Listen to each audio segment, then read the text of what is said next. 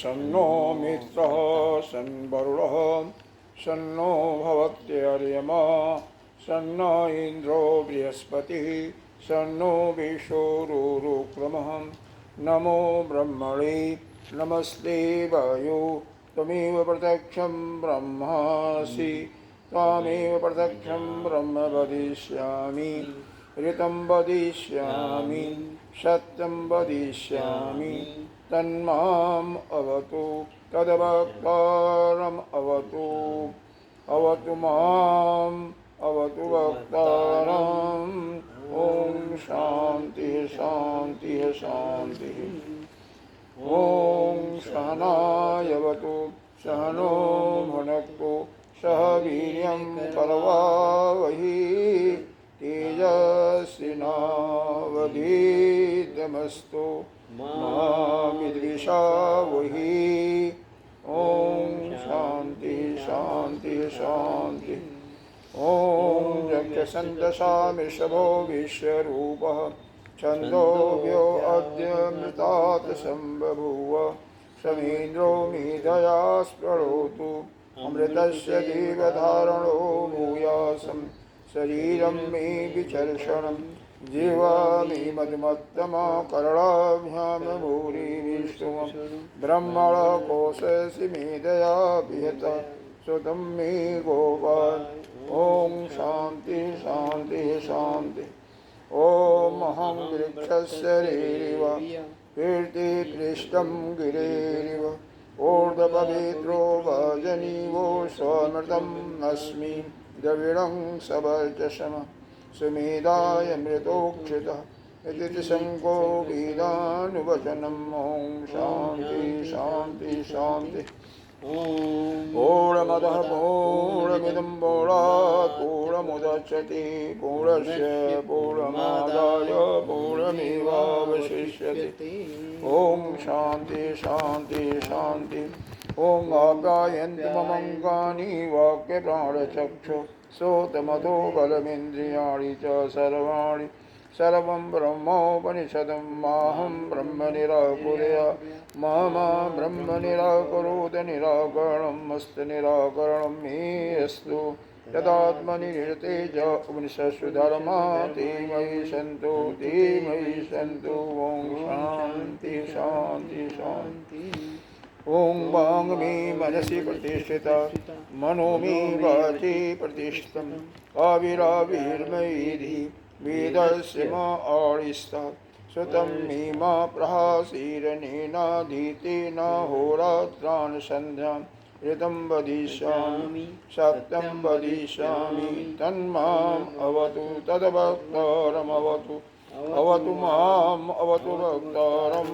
अवतु वक्तारम् ॐ शान्ति शान्ति शान्ति ॐ भद्रं नो अभिवादय मनः ॐ शान्ति शान्ति शान्ति ॐ भद्रं कर्णेभिः श्रेयाम देवा भद्रं पश्येमाक्षभिर्यजत्रा स्त्रैः अङ्गैः तुष्टवान् स्वस्तिनोभिः वशेम देवहितं मदाय स्वस्ति न इन्द्रो बृहस्पतिः स्वस्ति न इन्द्रो वृद्धश्रवा स्वस्ति न पूषा विश्ववेदा स्वस्ति नस्ताक्षर्यो अरिष्टनेमि स्वस्ति नो बृहस्पतिर्दधातु ॐ शान्ति शान्ति शान्ति ॐ जो ब्रह्माणं विदधाति पूर्वं जो वै वेदांश प्रणोति तस्मै तंहं देवात्मबुद्धिप्रकाशं मम ऋक्षये शरणमहं प्रपद्ये ॐ शान्ति शान्ति शान्ति ॐ नमो ब्रह्मादिभ्यो ब्रह्मविद्यासम्प्रदायकर्तृभ्यो वंशऋषिभ्यो महद्भ्यो नमो गुरुभ्यो सर्वोपल्लवरहितः प्रज्ञानघन प्रत्यगर्तो ब्रह्मैवामस्मि ॐ नारायणं पद्महं वसिष्ठं शक्तिं च तत्त्वोऽत्रपराशरं व्यासं सुखं गौडपदं महान्तं गोविन्दयोगीन्द्रमथाशशि श्रीशङ्कराचार्यमथास्य अग्निपादं च हस्तामलकं च शिष्यं तं तोटकं वार्तिककारमन्नात् अस्मद्गुरुसन्दतमानतोऽस्मि अधं वो उपनिषद तो पूरा हो गया, जो कल कल चल रहा था वो तो पूरा हो गया। हाँ। कठोपनिषद शुरू करते हैं। ओम सहना, इसका यह सहना अवत जो है ना, यह इसका शांति पाठ का मंत्र है। शांति पाठ का मंत्र ही है। ओम सहनावतु सहनो भुनक्तु सह वीर्यं करवावहि तेजस्विनामधीतमस्तु मा विद्विषावहि। ओम शांति शांति शांति। श्रुति स्मृति पुराणानामालयं करुणालयं नमामि भगवत्पादं शङ्करं लोकशङ्करं। शङ्करं शङ्कराचार्यं केशवं बादरायणं श्रोत्रभासकृतौ वन्दे भगवन्तौ पुनः पुनः। ईश्वरो गुरुरात्मेति मूर्तिभेदविभागिनि व्योमवद्व्याप्तदेहाय दक्षिणामूर्तये नमः। दक्षिणामूर्तये नमः। ऐसे ऐसे पकड़ रही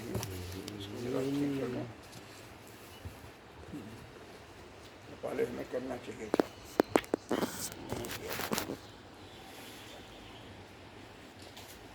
अनंत कोटि अनंत श्री घोषित श्री पंचायती महानिर्वाणी अखाड़ा के महामंडलेश्वर, जो अग्रणीय महामंडलेश्वरों में से एक हैं, श्रोतीय ब्रह्मनिष्ठ, नित्य प्रातः स्मरणीय वंदनीय पूजनीय अर्चनीय, ऐसे गुरुदेव भगवान के चरणों में कोटि कोटि नमन। यहाँ के अधिष्ठात्री राम दरबार व अन्य देवों को कोटि कोटि वंदन। मातृशक्ति भक्तजन सभी के हृदय में विराजमान आत्मस्वरूप ब्रह्म आत्मा को ब्रह्म रूप में नमन करते हैं। आइए अब हम कठोपनिषद शुरू करते हैं। देखिए कहाँ पर है ये दोष, कहाँ पर है। इसमें यह फायदा है ना कि सब कुछ है। नौ नौ हाँ नौ इसी में है, नौ उपनिषद इसमें। हाँ गीता प्रेस का दूसरा कौन सा है? ये वाला कठोपनिषद है। अच्छा कठोपनिषद। हाँ दूसरा से केन उपनिषद है, लेकिन केन उपनिषद थोड़ा सा कठोपनिषद पढ़ लेंगे तो आसानी होगा आपके पढ़ने के लिए, क्योंकि थोड़ा सा कठिन है। हमने पढ़ाया अभी अभी हाँ अभी उसमें यूट्यूब पर है वैसे तो देव भगवान ने इसमें किया है ना, हाँ ट्रांसलेट किया है। हाँ तो उसमें क्या है कि अभी तो मैंने उसको पढ़ाया ही था, तो इसको बाद में पढ़ लीजिए तो थोड़ा और आपको आसान लगेगा। यस्मिन् सर्वः जतः सर्वं च सर्वदृक् तथा सर्वभावपदातीतं स्वात्मानं च अस्मराम्यहं। शांति पाठ। ओम सहनावतु सहनो भुनक्तु सह वीर्यं करवावहि तेजस्विनावधीतमस्तु मा विद्विषावहि। ओम शांति शांति शांति। इस मंत्र का यहाँ पर अर्थ दिया हुआ है, भाष्य भी है। हाँ भाष्य दिया हुआ है, अंतिम में दिया हुआ है। भाष्य पढ़ते हैं। इसका सामान्य अर्थ क्या है? ओम सहना अवतु। अवतु का मतलब होता है रक्षा करना भी होता है और पालन करना भी होता है। तो पालन करना किस संदर्भ में होते हैं कि जो यह विद्या दी जा रही है, यह ब्रह्म विद्या, वो हमारे अंदर वह धारण हो जाए, इसीलिए उसका रक्षण। मतलब एक तो हमें उसका अनुभव होना अलग बात है और वह कंठस्थ होना अलग बात है। जैसे परोक्ष ज्ञान और अपरोक्ष होता है ना, तो परोक्ष ज्ञान वो हमें हो जाए और तो वह परमात्मा हम आचार। देखो ओम सह नौ अवतु। नौ का मतलब हम दोनों को, साह माने साथ साथ, हम दोनों कौन? हम और आचार्य।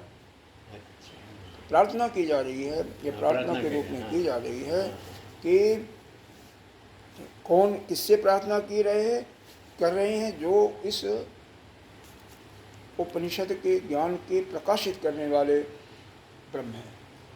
उसको उससे प्रार्थना की जा रही है कि सह न अवतु, यानी हम दोनों को, नो मानी द्वितीय वचन में है, दोनों साथ साथ आप हमारी रक्षा करें, यानी हमें जो है इस विद्या का जो ज्ञान है उसको हमें दें, हम इस विद्या को जान सकूं।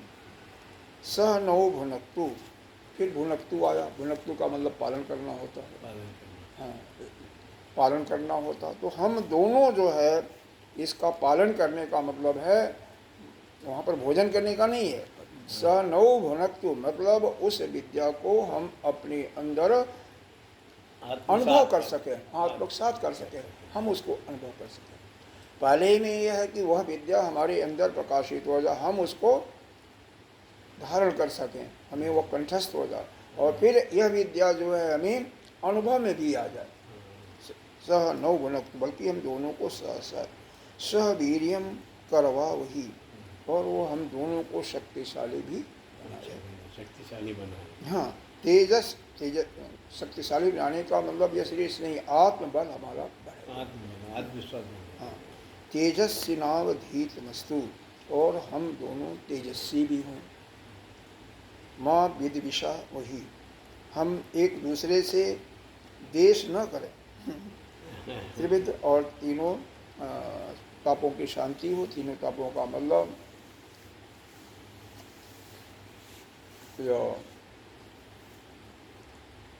एक अध्यात्म, पहले तो भौतिक और फिर दैवी और फिर अध्यात्म, इन तीनों प्रकार के जो दुख मिलते हैं उनसे हमारा शांति हो, वो बाधा, मतलब साथ साथ बिना किसी बाधा के हम इसका पालन कर सकें, हम उसको विद्या को अपने अंदर, हाँ ज्ञान और विज्ञान दोनों हम प्राप्त कर सकें। इसी का यहाँ पर शंकर भाष्य इसी काठोपनिषद के अंत में दिया है, उसको पढ़ते हैं, क्योंकि भाष्य क्योंकि हमेशा नहीं बताया जाएगा, नहीं एक बार बता दिया जाएगा बस, ठीक है। ये अंत में दिया हुआ है, एक दिन चलते हैं, आपके लिए पुस्तक ले लेते हैं, मिलेगा वहाँ नहीं हो कि गीता प्रेस की मिल जाएगी तो अच्छा रहेगा। 20 रुपये की आती है, कोई महंगी नहीं आती है, एक एक उपनिषद की 20 रुपये की, 9-200 रुपये में काम हो सकता। हाँ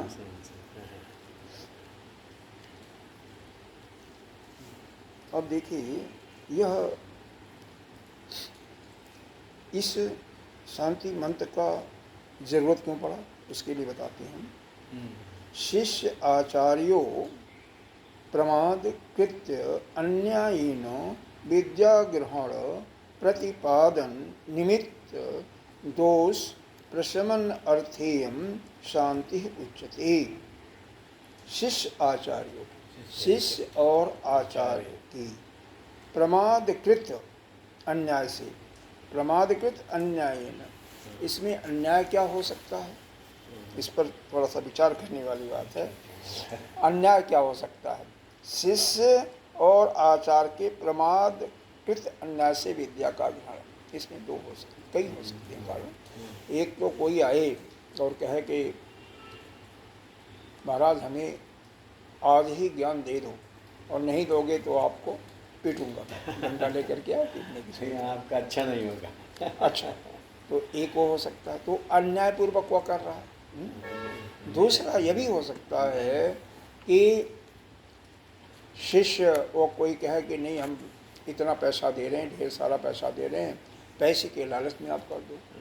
तो जो आचार्य किसी लोभ में ज्ञान देता है, वह ज्ञान शिष्य के अंदर अवधारण नहीं हो सकता।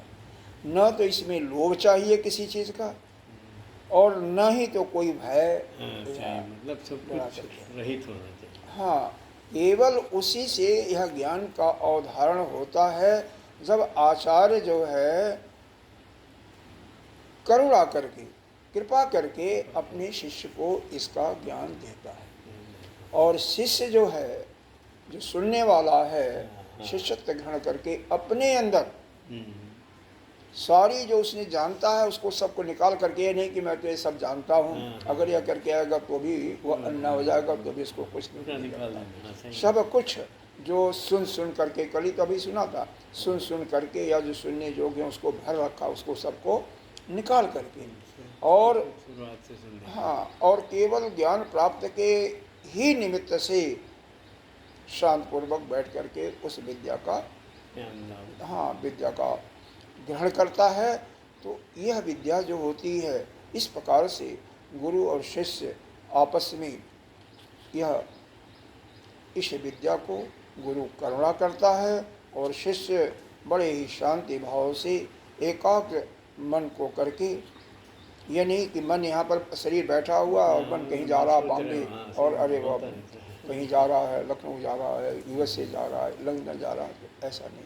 शिष्य भी मन, उसका मन भी यही है, शरीर भी है, और पूर्ण रूप से एकाग्रता से उसको सुन रहा है, ध्यान पूर्वक शिष्यत्व स्वीकार करके सुन रहा है। तो कि ऐसा ही ज्ञान जो है, जब ऐसा ज्ञान दिया जाता है तो प्रमाद रहित होता है। तो यह कह रहे हैं कि दोनों के अंदर प्रमाद भी न हो ना। प्रमाद का मतलब कोई भी गलत तरीका नहीं हो, केवल करुणा से, कृपा के दृष्टि से आचार्य का कृपा दृष्टि हो, करुणा हो उनके अंदर, और शिष्य के अंदर उस ज्ञान प्राप्त करने की ललक हो, जिज्ञासा हो, और उस के हिसाब से जब यह ज्ञान दिया जाता है तो वह शिष्य के अंदर वैसे ही अवधारित हो जाता है जो इसका भाव होता है, जो ज्ञान देने का भाव होता है। तो शिष्य आचार्यों प्रमाद कृत अन्नायन, इन विद्या का ग्रहण और जो ये प्रतिपादन में देने वाले में जो दोष, नाना प्रकार के दोष हो जाते हैं, इससे निवृत्ति के लिए कि यह दोष न आवे। साथ ही यदि है कई बार एक दूसरे के प्रति द्वेष भी हो जाता है। क्यों? मान लीजिए गुरु ने प्रसाद रखा हुआ, 4-5 शिष्य हैं, 10 शिष्य हैं, एक को ज़्यादा दे दिया और किसी को कुछ भी नहीं दिया, तो वो तो गुनगुनाता हुआ चला जाएगा, नाराज होता है। सही बात। कभी गुरु के अंदर भी यह गुस्सा आ सकता है कि शिष्य को कुछ कहा, उसने किया नहीं, तो कई कारण हो सकते हैं। तो किसी भी कारण से यह न तो आचार्य को प्रमाद हो और न तो शिष्य को हो। तो इस प्रमाद के निवृत्ति के लिए, इसको दूर करने के लिए, इसका उन्मूलन करने के लिए, निकालने के लिए, उन्मूलन मतलब उसको नष्ट करने के लिए प्रमाद को, तो इसलिए यह प्रार्थना की जा रही है, यह शांति पाठ का पाठ किया जा रहा है। ठीक है, शांति उच्चति, इन सारे दोषों को निवृत्ति के लिए यह तीनों प्रकार की शांति जो है उसके लिए शांति पाठ किया जा रहा है। मंत्र पढ़ने की पढ़ ही लेते हैं, कोई बात नहीं। ओम सहना अवतु सहनो भुनक्तु सह वीर्यं करवावहि तेजस्विनावधीतमस्तु मा विद्विषावहि। ओम शांति है, शांति है, शांति। अर्थ तो बता दिया कि ये परमात्मा, हे भगवान, आप हम दोनों की साथ साथ रक्षा करें, हम दोनों का साथ साथ पालन करें, हम दोनों विद्या संबंधी ऐसी सामर्थ्य, ऐसा बल प्राप्त करें कि हमारा जो ज्ञान हमें प्राप्त हो रहा है वह चारों तरफ प्रकाशित हो, यह वह तेजस्वी हो और हम द्वेष भी न करें। चलें आगे। अब इसका देखो, इसमें कई चीज़ें हो सकती हैं अर्थ में भी। अब जब यह हम शंकर भाष्य पढ़ेंगे तो और स्पष्ट होगा। जैसे पहला है साथ साथ रक्षा करें, तो इसका मतलब यह है कि उस विद्या का अप्रोक्ष रूप से हम ज्ञान को धारण कर लें, वो हमारे अंदर ज्ञान धारण हो जाए, मतलब उस जो मंत्र हैं उसको हमें कंठस्थ भी हो जाए, हमें उसका ज्ञान भी हो जाए, लेकिन साथ ही साथ पालन करें। पालन करने का मतलब यह आप समझ सकते हैं कि वो हमारे अंदर वो प्रकाशित हो जाए, यानी वो हमारे अंदर जो है अनुभव हो जाए, हमें उस ज्ञान का अपने अंतःकरण में अनुभव हो जाए। क्योंकि अनुभव होगा ब्रह्म विद्या का, तभी तो उस जो अंतःकरण में ही बैठा हुआ कौन, वही बैठा हुआ परमात्मा आत्मा को में, आत्मा के रूप में, तो उसका हमें अनुभव करना है ना। इस यह तो एक निमित्त मात्र में, तो अनुभव उसका करना है, इस ज्ञान से ही हो सकता है ना। ज्ञान से हो सकता है। और हम बलशाली हों, बलशाली होने का मतलब हम दोनों बलशाली हों, इसका मतलब इस विद्या को प्राप्त करने के लिए हमारे अंदर इतनी सामर्थ्य, इतनी ताकत हो कि आ जाए कि कोई किसी प्रकार का आलस्य न हमारे अंदर आए, न गुरु के अंदर आए, आचार्य के अंदर आए। सही। और ये जो तेजस्वी हो, ये दिया ना, तेजस्वी नावधीत मस्तु, हम दोनों तेजस्वी हों, इसका मतलब ये है जो विद्या हम ग्रहण कर रहे हैं हाँ। उसका प्रकाश चारों तरफ फैले, अच्छा। मतलब वह विद्या प्रकाशित हो, तेजस्वी हो। और फिर माँ विद विषा वही, माँ विद विषा वही, हम न तो मैं न आचार्य किसी से द्वेष, आपस में भी द्वेष न करें। आइए इसका भाष्य क्या कह रहा है। सह नाव वामवतु पालयतु विद्या स्वरूप प्रकाशनीन, विद्या के स्वरूप का ही प्रकाशन कर हम दोनों के साथ साथ रक्षा। भाई विद्या हमारे अंदर प्रकाशित होगी ना, तो रक्षा करने का तात्पर्य बताया कि विद्या हमारे अंदर प्रकाशित हो। समझ में आ रहा है ना। विद्या जो आप हाँ, सिखाएंगे तो कहते हैं कौन रक्षा करे, प्रश्न होता है ना, कह कौन करे रक्षा, तो कहते हैं जो उपनिषद प्रकाशित करने वाला जो भगवान है, परमात्मा है, जो ब्रह्म है, वह प्रकाशित करे, वो परमेश्वर हमारी रक्षा करे। किंच सह नौ भुनक्तु, हम उसके फल को भी हम भोगें, मतलब इसका क्या दिया, किंच स नौ भुनक्तु तत्फल प्रकाशे नौ पालयतु, कि हम दोनों का वह फल हमारे अंदर प्रकाशित होकर के हम साथ साथ उसका फल भोगें। और दूसरे रूप में कह सकते हैं वो उसका ज्ञान हमें अनुभव आ जाए, अनुभव में आ जाए।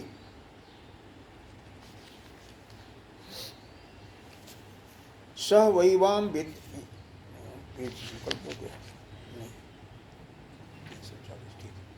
स वैवाम विद्याकृतम वीर्यम सामर्थ्यम, इसका अर्थ बताया वीर का, सामर्थ्यम करवा वही निष्पादया वही, हम अपने विद्याकृत वीर्य जो है हमारा, वीर का मतलब क्या है, हमें ऐसा सामर्थ्य मिल जाए कि हम उस विद्या को अपने अंदर संपादन कर सकें, ग्रहण कर सकें। और किंच तेजस्विनो तेजस्विनो रायो यदधीतम तत् तत् तत् स्वधीतमस्तु, अथवा तेजस्वी नावाभ्याम यदधीतम तद तदतीव तेजस्वी वीर्य बदस्तु इत्यर्थ। तेजस्वी हो इसका मतलब यह है कि जो हम लोग अध्ययन कर रहे हैं वो अत्यंत तेजस्वी, यानी उसका प्रकाश चारों तरफ फैले, हम धीरवान हों, हम शिष्य और आचार्य परस्पर क्या माँ विद्विषावहे, हम शिष्य और आचार्य परस्पर में द्वेष भी न आए, क्योंकि यह भावना कभी किसी के प्रति आ जाती है। तो इसीलिए यह जब हम उपनिषद का पाठ करते हैं तो यह शांति मंत्र का, देखो हर एक उपनिषद का शांति मंत्र अलग अलग होता है, वो वेद के अनुसार अलग अलग होता है, ठीक ठाक हो जाए। हाँ, तो यहाँ पर जो जितने भी यह कृष्ण यजुर्वेद के जो उपनिषद हैं, कृष्ण यजुर्वेद के 4 उपनिषद हैं, 3 हैं शायद। एक कठोपनिषद है, कठ जो हम पढ़ा रहे हैं, दूसरा है तैत्रीय उपनिषद, हाँ है सब इसी में, और तीसरा है श्वेता शतर उपनिषद। यह कृष्ण यजुर्वेद के यह 3 उपनिषद हैं, तीनों में शांति पाठ यही होगा, तैत्रीय में भी होगा, कठोपनिषद में भी है, और श्वेता शतर उपनिषद में भी यही होगा। हर एक का अलग अलग मंत्र होता, शांति मंत्र अलग अलग होता है। शुक्ल यजुर्वेद का होगा तो वही ओंग आप्यायंत मोंगानी वो हो जाएगा, हर एक अलग अलग हो जाएगा। अभी इसके पहले क्या आपने पढ़ा था, ईशावास्य उपनिषद, हाँ, तो उसका क्या था, ओम पूर्णमदः पूर्णमिदं पूर्णात् पूर्णदश उच्यते पूर्णस्य पूर्णमादाय पूर्णमेवावशिष्यते, सब कुछ पूर्ण, पहले अर्थ बताया गया था। तो मतलब ये है कि हर एक का अलग अलग शांति मंत्र होता है शांति और उसके बारे में नहीं जानना चाहिए। और इसमें ईश्वर हाँ, तो वह सा माँ विद विषा वही, हम एक दूसरे से द्वेष भी न करें। शिष्य आचार्य अन्वयनम प्रमाद कृतान कृतान्या या अध्ययन अध्यापन दोष निमित्तम देशम माँ करवा वही इत्यर्थ। मतलब अध्यापन कर रहे हैं हम क्या करेंगे शिक्षा करेंगे, अध्ययन करेंगे, और आचार्य अध्यापन करा रहा है। तो अध्यापन कराने में और अध्ययन करने में हम दोनों के अंदर, किसके, शिष्य और आचार्य के अंदर, मान लो 20 लोग हैं तो सभी यही प्रार्थना करेंगे ना कि हम दोनों के अंदर किसी प्रकार का द्वेष नहीं हो, किसी भी कारण कोई भी हो सकता है। फिर भी मन में नहीं। हाँ, कई बार ये भी होता है, आचार्य जो है परीक्षा लेने के उद्देश्य से, गुरुदेव हमारे कई बार परीक्षा लेने के उद्देश्य से भी किसी को डांटते हैं, अगर वो भाग गया तो भाग गया।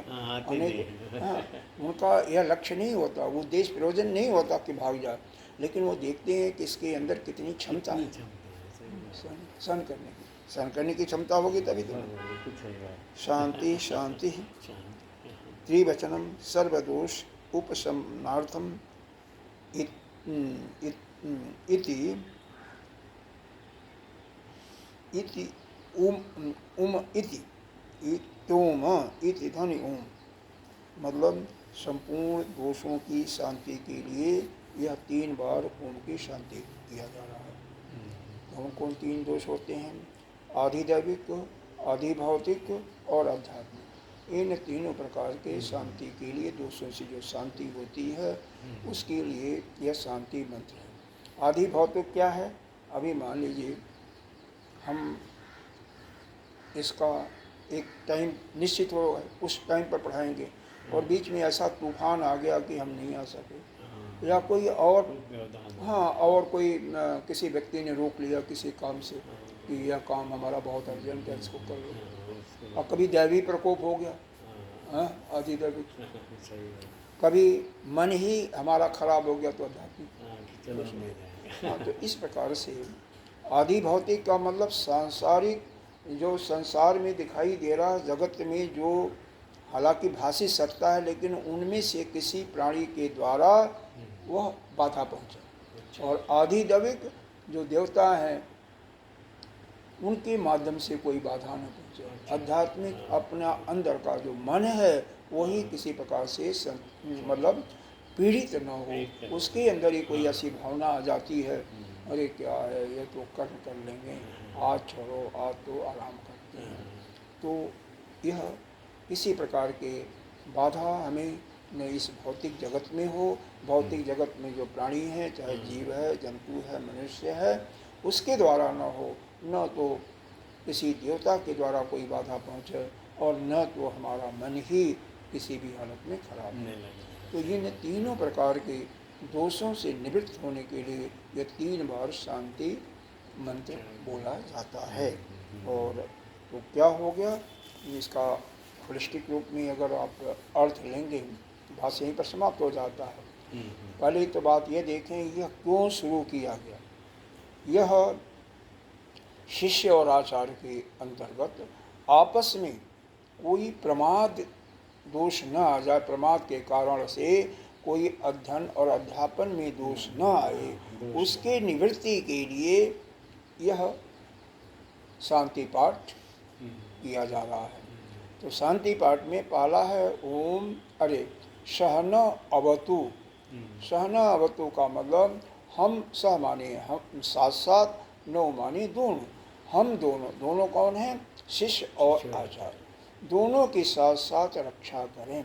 यहाँ पर रक्षा करने का मतलब यह है कि दोनों का वह ज्ञान ठीक ठीक अपने अंदर हम उसका हमारे अंदर पालन हो जाए, और वह आचार्य बोलें हम उसको कंठस्थ कर लें, उसको अपने अंदर धारण कर लें, समझ लें। और सहना भुनक्तु, दोनों साथ साथ उसका भुनक्तु भी है, पालन करने का यहाँ पर आप अर्थ लीजिए कि वह ज्ञान जो है हमारा प्रकाशित हो चारों तरफ, हमारे अंदर जब उसका अनुभव हो जाएगा, हमारे अंतःकरण में जब ज्ञान का अनुभव हो जाएगा तो वह प्रकाशित होगा, वह तेज प्रकाशित होगा। सहन, हाँ, बिना अंदर ज्ञान का अनुभव हुए आपको कोई नहीं जान सकता। जब अंदर ज्ञान का अनुभव होगा तभी आपका जस प्रकाशित होगा। सो सहनो सह न अवतु सह न भुनक्तु सह वीर्यम करवावहि। तो वीर्यम, वीर का मतलब हम बलशाली हों का मतलब हमें दोनों के अंदर इतनी सामर्थ्य आ जाए, इतनी मन हमारा शक्ति से, हाँ, मनोबल हमारा बढ़ जाए कि इस विद्या को आसानी से हम ग्रहण कर सकें और अनुभव कर सकें। तेजस्वी नाम धीतमस्तु, और साथ ही साथ हमारी बुद्धि इतनी प्रखर हो जाए कि उसको हम ज्ञान प्राप्त करके हम तेजस्वी बने। तेजस्वी कब बनेंगे? जब ज्ञान का अनुभव हो जाएगा, तेजस्वी बने।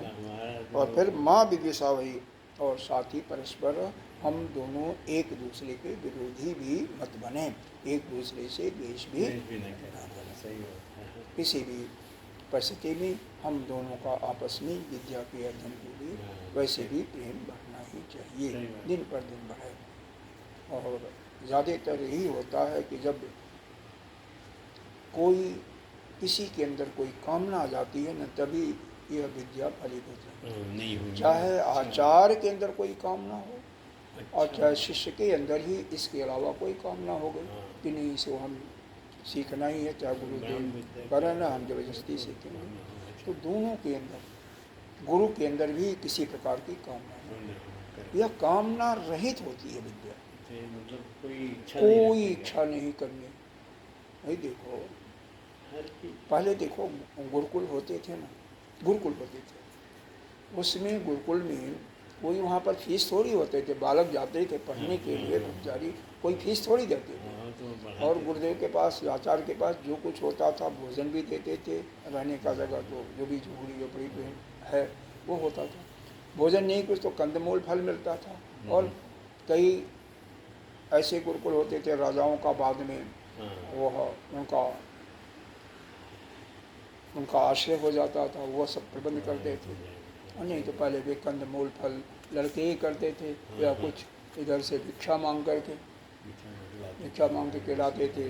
गुरु पत्नी होती थी, पकाती थी, बच्चे लकड़ी वगैरह इत्यादि करते थे। तो मतलब कोई शुरू से ही यह विद्या जो है, आजकल के युग में बात अलग हो गई है। आज के युग में लोगों की कामनाएं, इच्छाएं इतनी बढ़ गई कि कोई भी चीज़ करें तो हमारा क्या फ़ायदा होगा। आचार्य भी यही सोचने लगा, शिष्य भी यही सोचने लगा। तो दोनों के अंदर वो प्रेम नहीं रह गया, और जहाँ पर भी लेन देन की बात आ जाएगी प्रेम खत्म हो जाएगा, वहीं पर ये विद्या का फलीभूत भी नहीं होता है। इसीलिए केवल आचार्य की करुणा, आचार्य का कृपा, कृपा के कारण, करुणा के कारण जब वह आचार्य किसी शिष्य को इस विद्या को पढ़ाता है, इसका दान देता है, तब जाकर के वह शिष्य, वह भी शिष्य के अंदर बिना कामना के, बिना किसी प्रलोभन के, बिना किसी अन्य के, वह अपने अंदर शांति भाव से जब धारण करता है, जिज्ञासु बन करके जब धारण करता है, तो इस ज्ञान का प्रकाश दोनों उससे तेजस्वी होते हैं। प्रकाश का ज्ञान चारों तरफ फैलता है। ब्रह्म विद्या प्राप्त करने की कामना भी नहीं रहनी चाहिए। हाँ, क्या जरूरत है, अपने आप ही कामना तो हो ही रही। अरे आप तो ग्रहण तो हो ही जाएगा ना। हाँ हाँ, लेकिन बिना कामना के, किसी भी चीज़ की कोई कामना नहीं। हम जो कुछ आचार हमारे पढ़ा रहे हैं, हम उसको पढ़ते हैं। एक चीज़ और है इसमें जो विशेष बात है, गुरु जी बताते हैं कि यह जो हमारे गुरु परंपरा के अनुसार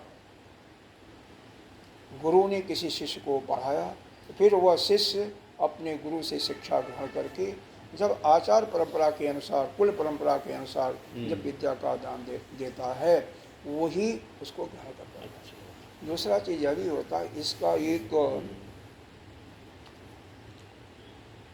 क्राइटेरिया भी होती है, एक योग्यता भी होती है।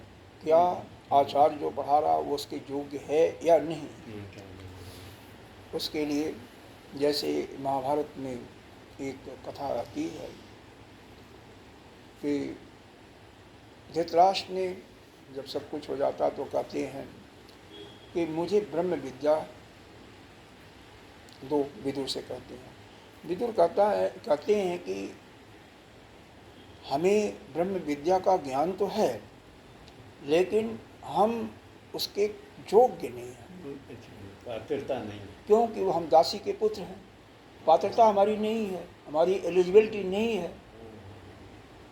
इसका एलिजिबिलिटी यह होता है कि वह इस ज्ञान को अपने अंदर खुद इस प्रकाशित हो, वह खुद स्वयं ब्रह्म विद्या को अपने अंदर धारण कर चुका हो, वही इसको इस ज्ञान को देने में सक्षम होता है। जो जिसके अंदर स्वयं नहीं धारण होगा, केवल किसी कामना से ठीक है हमें यह मिल जाएगा, यह सुख मिल जाएगा, उसके कारण से कोई अगर किसी को ज्ञान देगा तो वह न तो उसका ज्ञान देना फलीभूत होगा और न वह ज्ञान ठीक रूप से भी पाएगा। इसीलिए दोनों के अंदर किसी प्रकार की एक तरफा कोई नहीं होता, एक हाथ से ताली बजती है क्या, दोनों तरफ से कुछ नहीं, कोई नहीं।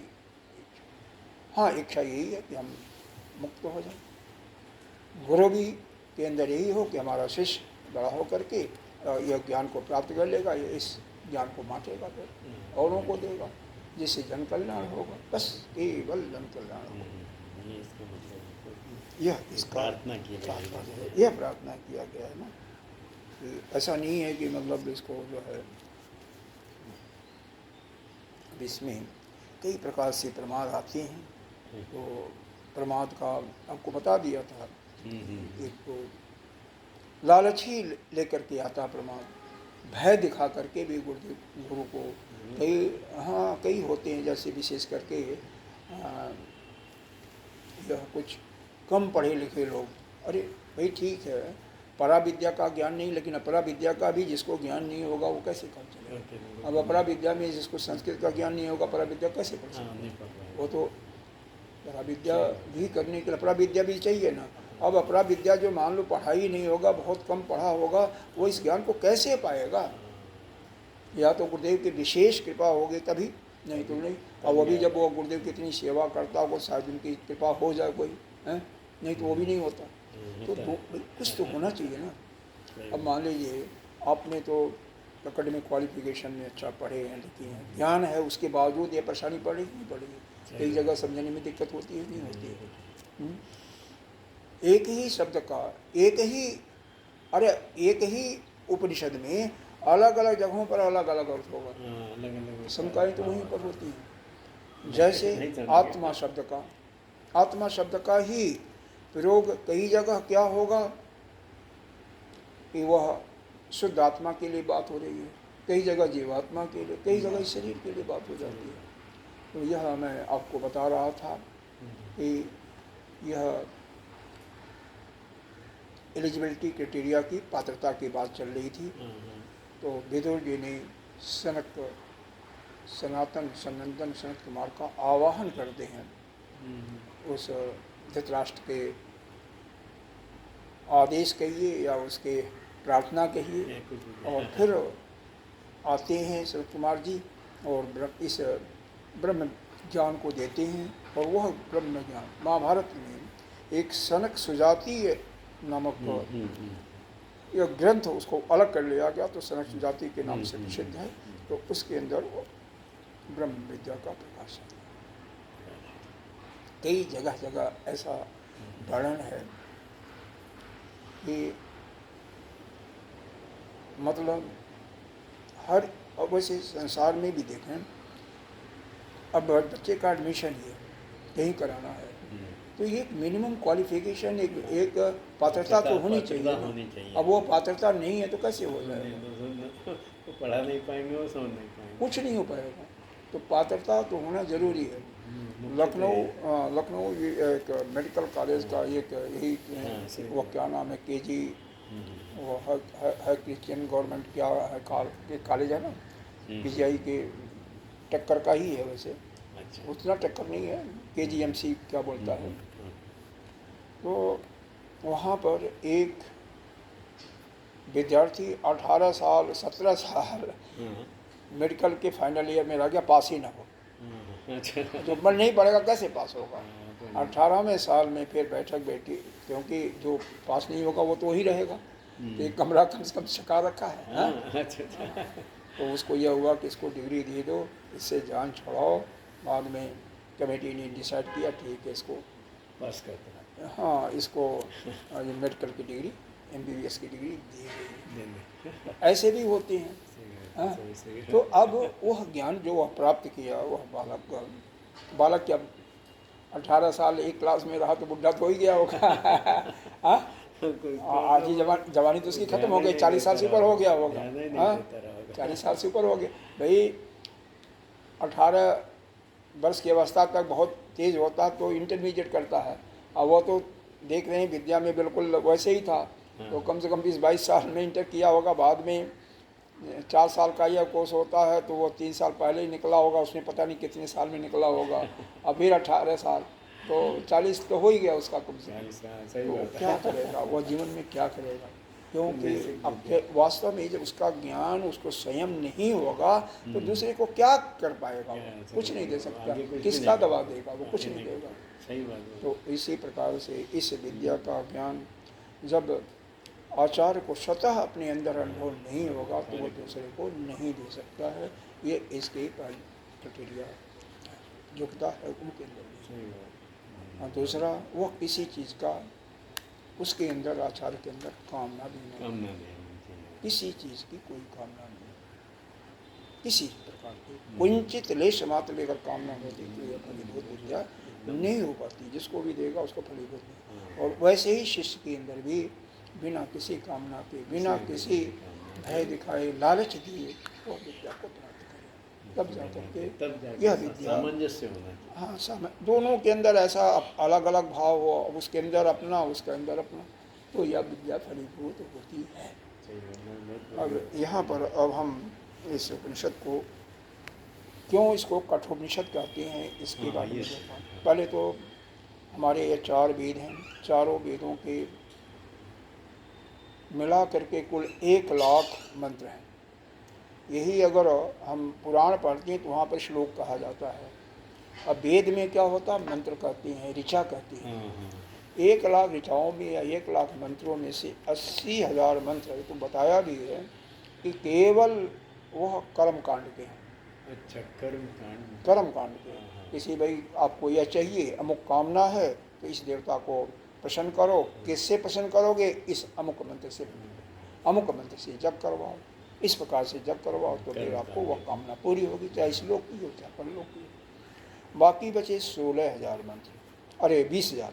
तो 20,000 में से 16,000 जो कल आए थे आपके यादव जी, वह केवल उपासना के, भक्ति के। अच्छा, भक्ति के है। प्रयोजन क्या है? इस कर्म के कारण, कर्म के बल पर आप पहले अंतःकरण को शुद्ध करो। बिना कामना के जब आप यज्ञ करोगे तब करोगे तो यह अंतःकरण शुद्ध हो गया। तो अंतःकरण शुद्ध हो गया, फिर मन चित्त को एकाग्र करने के लिए आप किसी देवता के, अभी तो उपनिषद में आया था ना, संभूति या संभूति की उपासना में, दोनों नरक में ही दिया था ना, तब अंधकार में दिया था ना, वही वह चल रहे थे। हमने कहा इतना क्योंकि उनको ज्ञान इस चीज़ का नहीं होगा, वो करना बेकार होगा ना। तो वह संभूति या संभूति की उपासना पहले वह सगुण रूप में ब्रह्म का जो यह जो संसार की रचना करने वाले हैं कारण ब्रह्म समझें। हालांकि वहाँ पर हमने कार्य और कारण अलग किया था, लेकिन वास्तव में ये सगुण ही ब्रह्म यही कारण है। कार्य तो प्रकृति कर, इसका कार्य तो प्रकृति होता है ना, प्रकृति होती है। तो यह कारण वही है, वही इस सृष्टि की रचना करने वाला है। तो उसकी उपासना करें सगुण में जिसको देख रहे हैं। अब 16,000 केवल उस उपासना के लिए है, उसके लिए। और फिर बाद में ओंकार की उपासना सगुण निर्गुण दोनों का। लेकिन विशेष करके यह भक्ति जो है सगुण की होती है, निराकार की भक्ति नहीं होती, नहीं हो सगुण की होती है। अभी हम बताते हैं परमात्मा के विषय में। और फिर 4,000 मंत्र 108 उपनिषदों में, 4,000 मंत्र 108 उपनिषदों में लिखे गए हैं।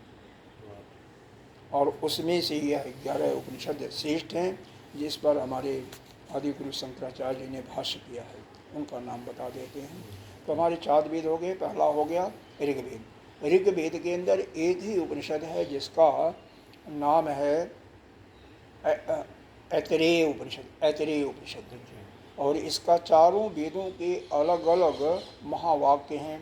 इनका महावाक्य है प्रज्ञानम ब्रह्म, मतलब ज्ञान ही ब्रह्म है। प्र माने विशेष रूप से जो ज्ञान है, ब्रह्म विद्या का ज्ञान ही वह ब्रह्म है। तो यह ऋग्वेद है, इसका एक उपनिषद ऐतरेय उपनिषद है और इसका महावाक्य है प्रज्ञानम ब्रह्म। दूसरा हुआ यजुर्वेद। यजुर्वेद की इसकी दो शाखाएं हो गई हैं, कृष्ण यजुर्वेद और दूसरा शुक्ल यजुर्वेद। कृष्ण यजुर्वेद के 3 उपनिषद हैं। अच्छा, उसमें 3 उपनिषद हैं, तीनों इसके अंदर हैं। एक कठोपनिषद, कठोपनिषद या कथोपनिषद भी कहते हैं, अभी बताते हैं क्यों कहते हैं। दूसरा है आपका तैत्तिरीय उपनिषद और तीसरा है श्वेताश्वतर उपनिषद। अच्छा, ये तीन होते हैं। 3 उपनिषद। अब जोड़ते रहिएगा, कितने हो गए? 3 एक 4 हो गए। कठोपनिषद क्यों कहते हैं इसको बताओ। ये कठक एक शाखा है, कठक शाखा है, तो उस शाखा के ऋषि ने इसको लिखा था, इसके कारण इसको काठोपनिषद या कठोपनिषद कहते हैं। हमारे हाँ कठ KATH कठोपनिषद या काठोपनिषद भी पढ़ सकते हैं, इंग्लिश में लिखा हुआ है। तो हमारे गुरुदेव मतलब परम गुरुदेव जो हमारे चिन्मया जी थे, गुरुदेव बताते हैं कि यह क्या कहते थे, कथोपनिषद। कथ TH को आप ठा भी पढ़ सकते हो, था भी पढ़ सकते हो। अच्छा, तो उसको कहते थे कथ उपनिषद, कथोपनिषद। क्यों? कथ इसके उपनिषद की स्टार्टिंग में ही, प्रारंभ में भी एक कथानक के द्वारा इसको शुरू किया गया, एक कहानी के द्वारा, इसलिए इसका नाम पड़ा कथोपनिषद, वो जो कहते हैं। बाकी कठोपनिषद के नाम से यह विख्यात है। तो अच्छा, अब आइए शुक्ल यजुर्वेद में। शुक्ल यजुर्वेद में आपके 2 उपनिषद हैं। एक तो ईशावास्य उपनिषद जो आपने पढ़ लिया, और उसी का विस्तृत ज्ञान बृहद्रारण्यक उपनिषद में है। ठीक, एक अलग से पोथी इसमें नहीं है। 2 उपनिषद इसके अंदर नहीं आती, बृहद्रारण्यक उपनिषद और छांदोग्य उपनिषद इसमें नहीं आते हैं। बाकी 9 उपनिषद इसमें, दोनों का अलग अलग पोथा है, छांदोग्य उपनिषद भी और बृहद्रारण्यक उपनिषद भी। तो यह आपका 6 हो गए। फिर आता है आपका अथर्ववेद। अथर्ववेद के पहले सामवेद ले लो। तो सामवेद का एक उपनिषद है केनोपनिषद, और दूसरा है उसी का विस्तृत विवेचन किया है, ये ब्राह्मण भाग का है, तलवर शाखा के अंतर्गत। तो उसका विवेचन किया गया है, विस्तृत जानकारी दी गई है छांदोग्य उपनिषद में। उसी के अंदर जीव की सारी गतियों का वर्णन किया गया है, जो आपको बताया गया था। तो इस प्रकार से यह कितने हो गए? 8। और फिर 4 उपनिषद जो हैं इसके अंदर हैं। अथर्ववेद में 4 हुआ कि कितने हो गए? 1 3 4 2 6 2 8 हो गए। 8 हो गए, 8 हो गया ना। तो 3 जो है अथर्ववेद में। अथर्ववेद का क्या है? एक प्रश्नोपनिषद, मुंडक उपनिषद और मांडूक्योपनिषद। और हमारे गुरुदेव ने भाष्य लिखा हुआ है कैवल्य उपनिषद पर भी, कैवल्य उपनिषद पर भी उन्होंने पुस्तक लिखी हुई है। तो उसको लेकर के हम लोग 12 करते, नहीं तो 11 तो है ही है। श्वेताश्वतर उपनिषद को भी कई संत उसको कम प्राथमिकता देते हैं, तो 10 ही लेते हैं, और नहीं तो 11। अब देखो महावाक्य की बात है। हमने शुरू किया था ऋग्वेद का प्रज्ञानम ब्रह्म, यजुर्वेद का एक ही है, यह शुक्ल यजुर्वेद का मंत्र है अहम ब्रह्मास्मि, अहम ब्रह्मास्मि। चाहे आप बृहद्रारण्यक का उपनिषद का है भाष्य, अरे महामंत्र, और सामवेद का है तत्त्वमसि महावाक्य, और ऋग्वेद इसका अथर्ववेद का है अयम आत्मा ब्रह्म। इस प्रकार से चारों वेदों के मिलाकर के कुल हैं तो 108, लेकिन विशेष करके जिस पर शंकर भाष्य है वह 11 का है। हाँ, श्वेताश्वतर, हाँ श्वेताश्वतर उपनिषद का भी भाष्य तो है ही है ना, देख लें, क्योंकि उसको लोग थोड़ा भाष्य है, भाष्य, हाँ भाष्य अपने शंकराचार्य जी का भाष्य है। तो इस प्रकार से इन पर शंकराचार्य जी का हमारे भाष्य है।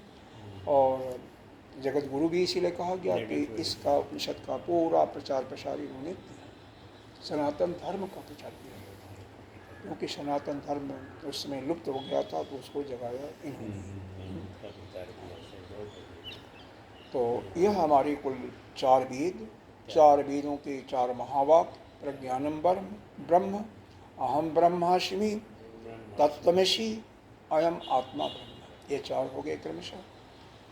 चारों के कुल ये जो खास 11 उपनिषद हैं, ऐतरेय उपनिषद, कठोपनिषद, तैत्तिरीय उपनिषद, श्वेताश्वतर उपनिषद, ईशावास्य उपनिषद, बृहदारण्यक उपनिषद, केन उपनिषद, छांदोग्योपनिषद, प्रश्नोपनिषद, मुंडक उपनिषद, मांडुक उपनिषद, इतने।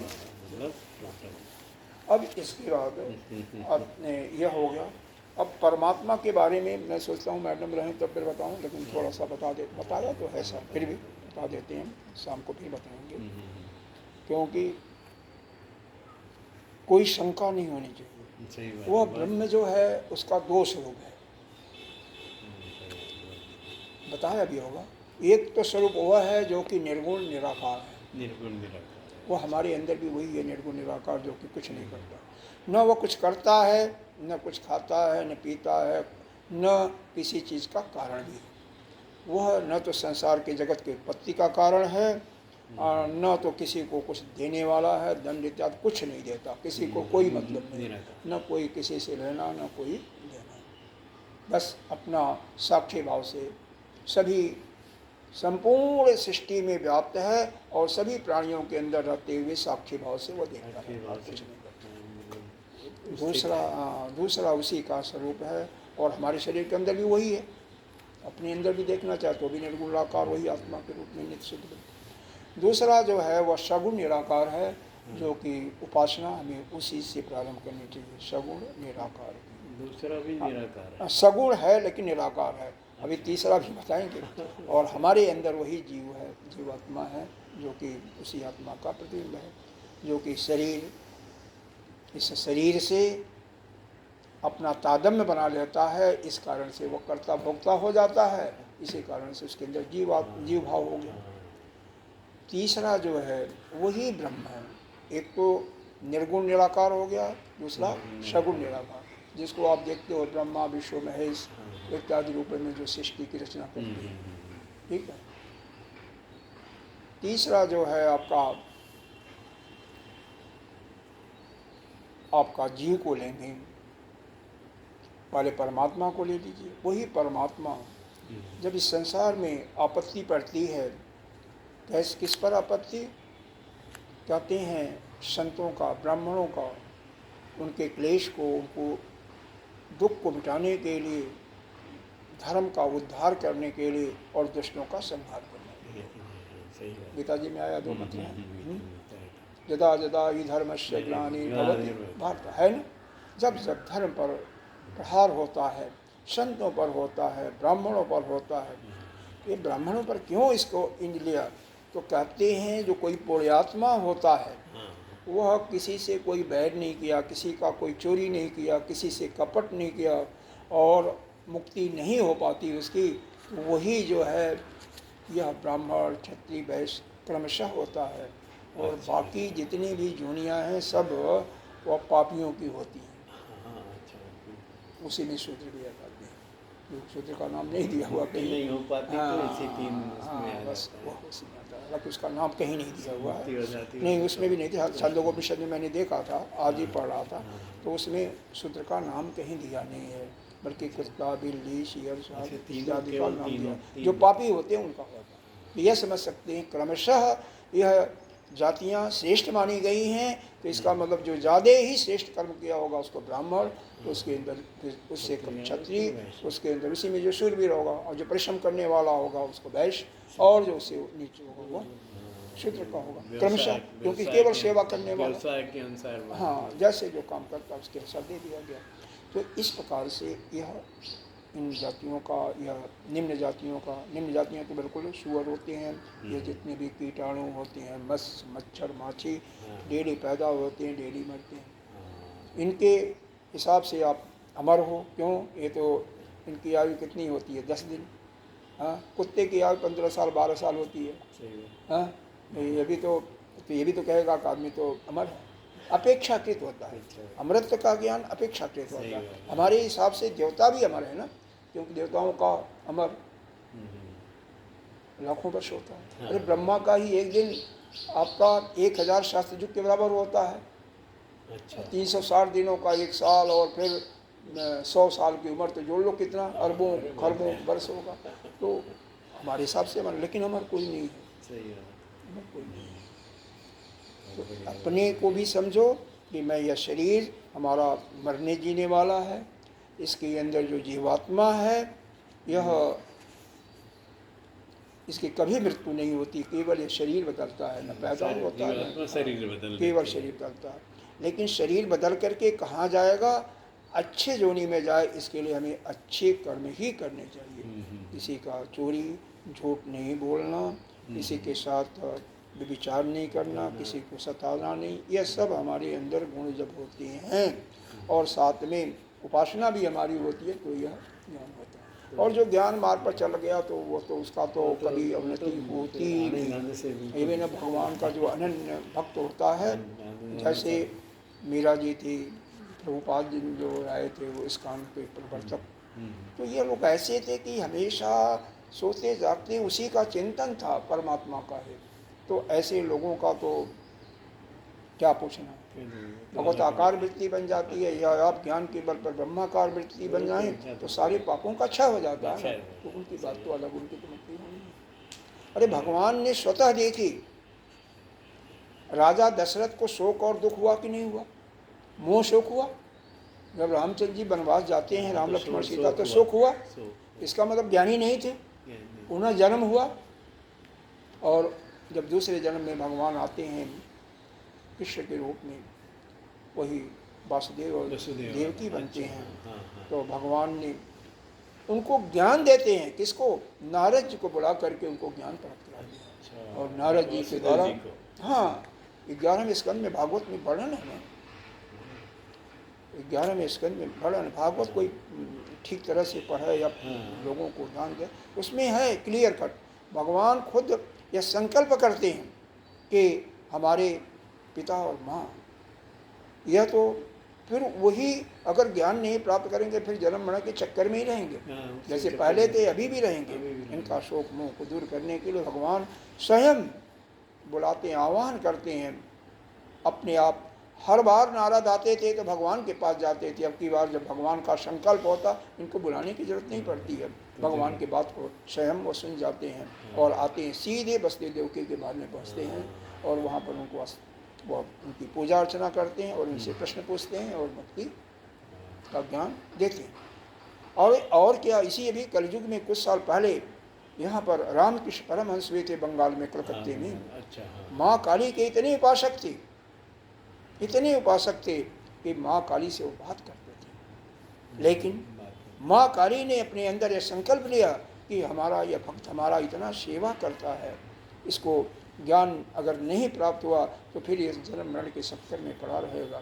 तो एक संत का आह्वान करते हैं, हिमाचल प्रदेश से आकर के वहाँ पर बुलाते हैं और उनके द्वारा ज्ञान प्राप्त करके उनको मुक्त कराते हैं। और क्या, तो जो कोई किसी का भक्त होता है, किसी देवता को देवता मुक्त नहीं कर सकता, उसके अंदर इतनी शक्ति नहीं होती है।